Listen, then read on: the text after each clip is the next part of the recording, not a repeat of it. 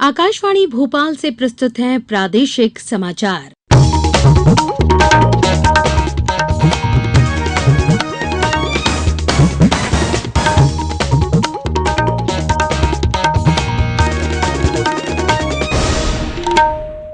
नमस्कार, समाचारों के साथ मैं पूर्वा शर्मा। पहले मुख्य समाचार।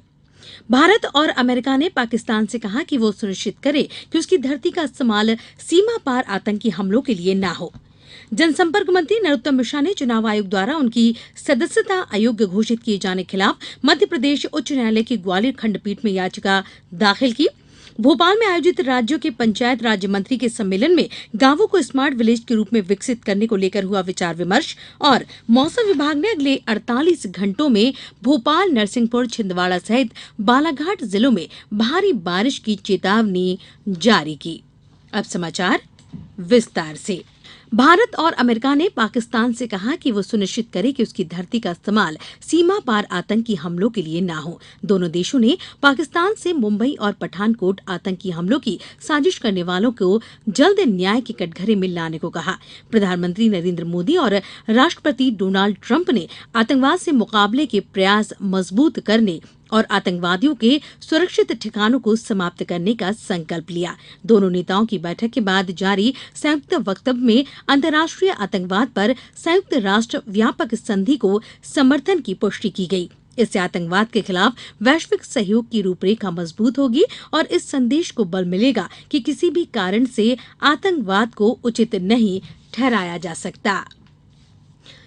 प्रधानमंत्री नरेंद्र मोदी ने कहा कि भारत के विकास में नीदरलैंड एक सच्चा भागीदार है। उन्होंने नीदरलैंड के प्रधानमंत्री मार्क रूट के साथ संयुक्त बयान में कहा कि नीदरलैंड पिछले 3 सालों में प्रत्यक्ष विदेशी निवेश को तीसरे सबसे बड़े देश के रूप में उभरा है। श्री मोदी ने कहा कि वैश्विक मुद्दों पर भारत और नीदरलैंड के विचार एक जैसे हैं। श्री मोदी स्वदेश लौटने से पहले भारतीय समुदाय को संबोधित करेंगे।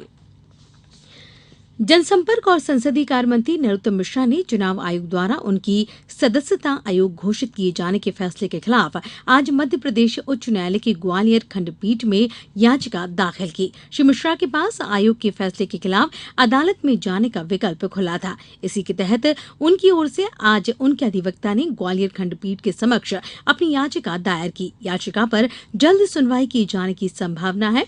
गौरतलब है कि चुनाव आयोग ने श्री मिश्रा को चुनावी खर्च की गलत जानकारी देने के मामले में विधानसभा की सदस्यता के अयोग्य घोषित करते हुए उनके 3 साल तक चुनाव लड़ने पर पाबंदी लगा दी है।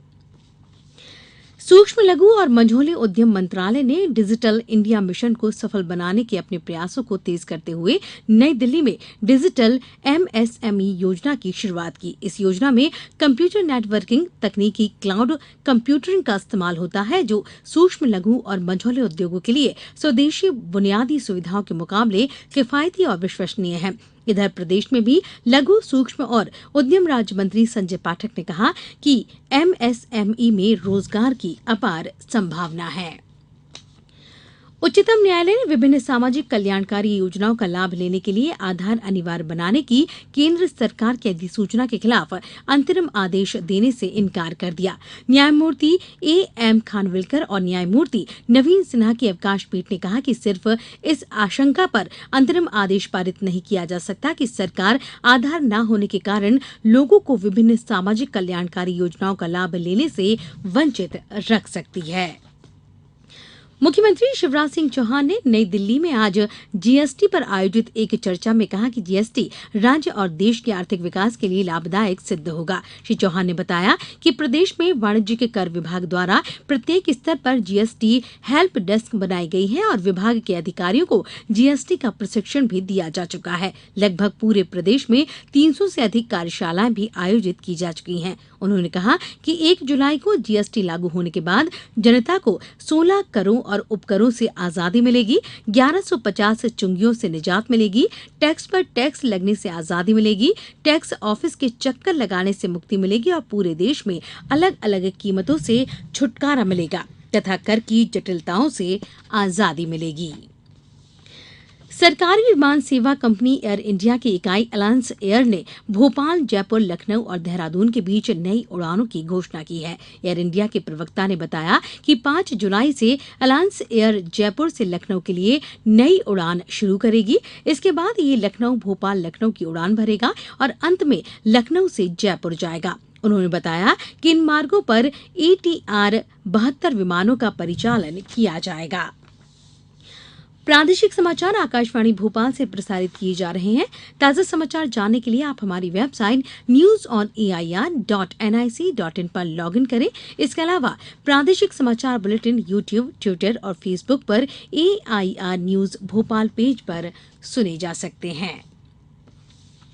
भोपाल में आज विभिन्न राज्य के पंचायती राज मंत्रियों का सम्मेलन आयोजित किया गया। सम्मेलन में मुख्यमंत्री शिवराज सिंह चौहान, केंद्रीय पंचायत राज्य मंत्री नरेंद्र सिंह तोमर सहित विभिन्न जिलों से आए सरपंच और जिला पंचायत अध्यक्ष मौजूद रहे। कार्यक्रम को संबोधित करते हुए मुख्यमंत्री श्री चौहान ने कहा कि किसानों के हित में राज्य सरकार द्वारा अनेक फैसले लिए गए हैं। सम्मेलन में गांवों को स्मार्ट बनाने तथा स्थानीय स्तर पर लोगों को रोजगार देने सहित अन्य रणनीतियों पर चर्चा की गई। भाजपा प्रदेश भर में आज से किसान संदेश यात्रा शुरू की है। इस यात्रा में केंद्र और राज्य सरकार द्वारा किसानों के हित में चलाई जा रही योजनाओं की जानकारी दी जाएगी। प्रदेश अध्यक्ष नंद कुमार सिंह चौहान ने रीवा में आज इस यात्रा की शुरुआत की। ये यात्रा प्रदेश के सभी जिलों और मंडल स्तर पर आयोजित की जा रही है। यात्रा का समापन 6 जुलाई को डॉक्टर श्यामा प्रसाद मुखर्जी की जयंती पर होगा। यात्रा के दौरान नुक्कड़ सभा और बाजारों में किसान संदेश रथ यात्रा के जरिए आमजन को सरकार द्वारा चलाई जा रही जन कल्याणकारी योजनाओं की जानकारी दी जाएगी।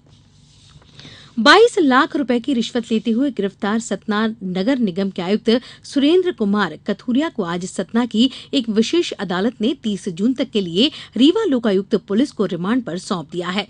उप पुलिस अधीक्षक देवेश पाठक ने बताया कि कथुरिया के खिलाफ अनुपातहीन संपत्ति होने का मामला भी दर्ज किया गया है। इधर विधानसभा में नेता प्रतिपक्ष अजय सिंह ने इस मामले पर आरोप लगाया कि राज्य में सत्ताधीशों के संरक्षण से अधिकारियों की पदस्थापना की जाती है। प्रदेश में 2 जुलाई को होने वाले वृहद वृक्षारोपण की तैयारियां जोरों पर चल रही हैं। इस दिन नर्मदा बेसिन के 24 जिलों में 6 करोड़ पौधे लगाए जाएंगे। मुख्यमंत्री शिवराज सिंह चौहान कल वीडियो कॉन्फ्रेंसिंग के जरिए इसकी समीक्षा करेंगे। श्री चौहान सभी जिलों के कलेक्टरों से वीडियो कॉन्फ्रेंस के जरिए पौधरोपण की तैयारियों की जानकारी लेंगे। रायसेन जिले में अभी तक लगभग 21,000 लोगों ने पौधरोपण के लिए पंजीयन करा लिया है। शहडोल जिले में किसानों की सुविधा के लिए प्याज खरीदी केंद्र खोलने के निर्देश दिए गए हैं। यहां किसानों से समर्थन मूल्य पर प्याज खरीदी की जाएगी। जिला कलेक्टर ने प्याज उत्पादक किसानों की संख्या और प्याज उत्पादन की जानकारी जुटाने के लिए प्रशासनिक अधिकारियों से कहा है। वहीं शिवपुरी जिले में अभी तक समर्थन मूल्य पर लगभग 1 लाख क्विंटल प्याज खरीदी जा चुकी है। प्रदेश में दक्षिणी पश्चिमी मानसून भोपाल संभाग, मंदसौर, आगर, नीमच, गुना, टीकमगढ़, अशोकनगर, छतरपुर, पन्ना, सतना जिलों के कुछ हिस्सों में प्रवेश कर चुका है।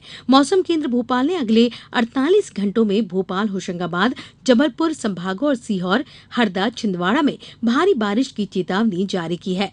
नसरुल्लागंज, बरेली में 8, नरसिंहपुर में 6, सिवनी और आगर में 5, बुधनी में 4, शाजापुर, गुना और सीहोर में 3-3 सेंटीमीटर वर्षा दर्ज की गई। नीमच जिले में अभी तक 11 मिलीमीटर वर्षा दर्ज की गई है। वहीं रायसेन में पिछले 24 घंटों के दौरान 24 मिलीमीटर औसत वर्षा हुई है।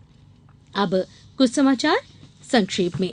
मुख्यमंत्री शिवराज सिंह चौहान कल भोपाल के लाल परेड ग्राउंड पर आयोजित समारोह में मेधावी छात्र छात्राओं पर लैपटॉप राशि का वितरण करेंगे।